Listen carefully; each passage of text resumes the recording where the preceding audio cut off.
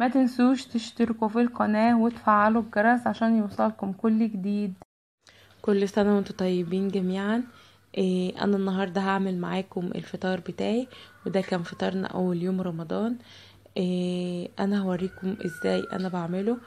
تابعوني في الفيديو عشان تشوفوا انا عملته ازاي. ان شاء الله ولا قوة الا بالله. ازيكم يا حبايبي، عاملين ايه؟ انا النهارده هعمل معاكم الفطار بتاعنا اول يوم رمضان. وهعمل معاكم كفتة الرز. هي انا فرماها، فان شاء الله باذن الله هبقى انزل لكم فيديو ازاي انا بفرمها. انا دلوقتي هبدا اخد حته عجينه واشكلها. انا ما بحطش زيت عليها يا بنات، انا بعرف استعملها من غير زيت. اللي حابب يحط عليها زيت يعملها. فانتوا زي ما انتم شايفين هكورها هشكلها كلها بالطريقه ديت وهرجع لكم. زي ما انتم شايفين كده يا حبايبي، انا خلاص صبعت الكفته زي ما انتم شايفين بالطريقه دي. انا حاطه اهو عندي. هبدا دلوقتي اخد وانزل في الزيت احمرها. انا بحب اعملها صوابع كبيره شويه اهو زي ما انتم شايفين. طبعا انت بتعملي الحجم اللي يناسبك والمقاس اللي انت عايزاه. انا هحطها بقى بالطريقه دي واحمرها وارجع. زي ما انتم شايفين يا بنات، انا حاطه هنا الكفته هي بتتحمر. فانا دلوقتي هعمل معاكم اللحمه زي ما انتم شايفين. انا هو ديت الحاجه اللي انا هطبخها فيها، وديت اللحمه اللي انا هعملها ديت لحمه غنم. احنا اللي ذابحينها عندنا. انا هسيب بس الحله تسخن شويه. انا معاكم اهو بحمر الكفته.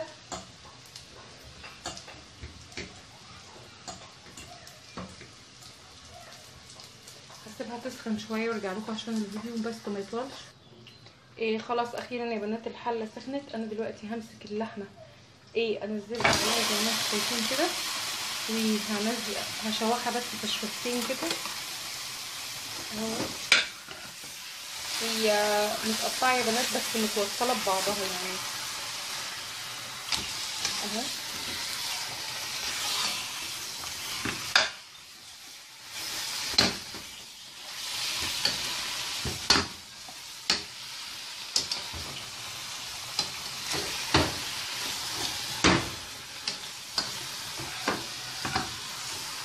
هنزل بقى معاها بصل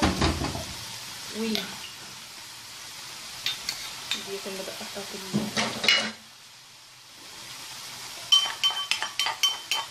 فصين توم. انا بحب اعمل لحمه الغنم بحط فيها توم. هنزل معاها ديت طماطم انا عاملاها في الفريزر صلصه، هنزلهم بردك معاها.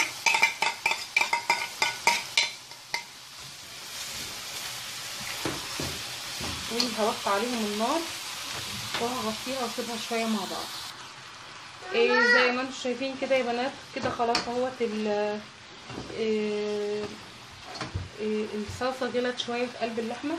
هبدا انزل لها شويه ميه اهو وهسيبها بقى تستوي. انا بقى هسيبها تستوي بالطريقه ديت وهرجع لكم. دلوقتي يا بنات هعمل معاكم الصلصه بتاعت الكفته ديت. اهي البصلايه انا مفرطاها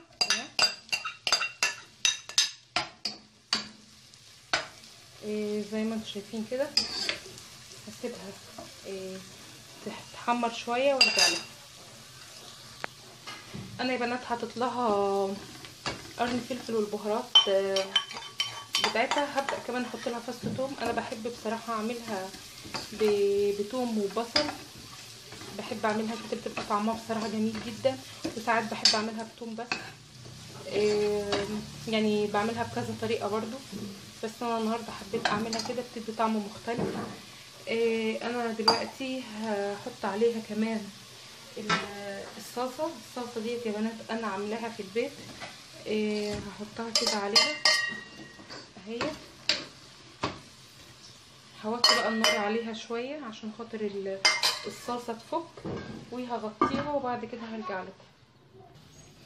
ويا بنات الصلصه هي بعد ما استبكت وغلت، انا دلوقتي هاخد الكفته هي بعد ما اتحمرت هنزلها في قلب الصلصه وهسيبها تاخد غلوتين كده مع بعض، وبعد كده هرجع لكم تاني. وزي ما انتم شايفين يا بنات ادي الاكل بتاعنا النهارده، ده فطارنا النهارده. زي ما انتم شايفين ادي اللحمه بعد ما خلصتها، انا طلعتها وحمرتها، وديت المرقه بتاعتها او الشوربه بتاعتها، ودي كفته الرز، وعملت كمان رز بشعريه، وكنت عامله قرص او الكيمج ده هبقى اسيب لكم الطريقه بتاعته في صندوق الوصف. وزي ما انتم شايفين ديت المائده بتاعتنا النهارده، وطبعا الخشاف وميه. انا وجوزي بس اللي صايمين، انا عامله ده كله عشان خاطر ولادي، طبعا هم لسه صغيرين، بس ما فيش غير انا وجوزي اللي صايمين. وكل سنه وانتم طيبين، يا رب الفيديو يعجبكم، وما تنسوش تشتركوا في القناه وتفعلوا الجرس عشان يوصلكم كل جديد. والسلام عليكم ورحمه الله وبركاته.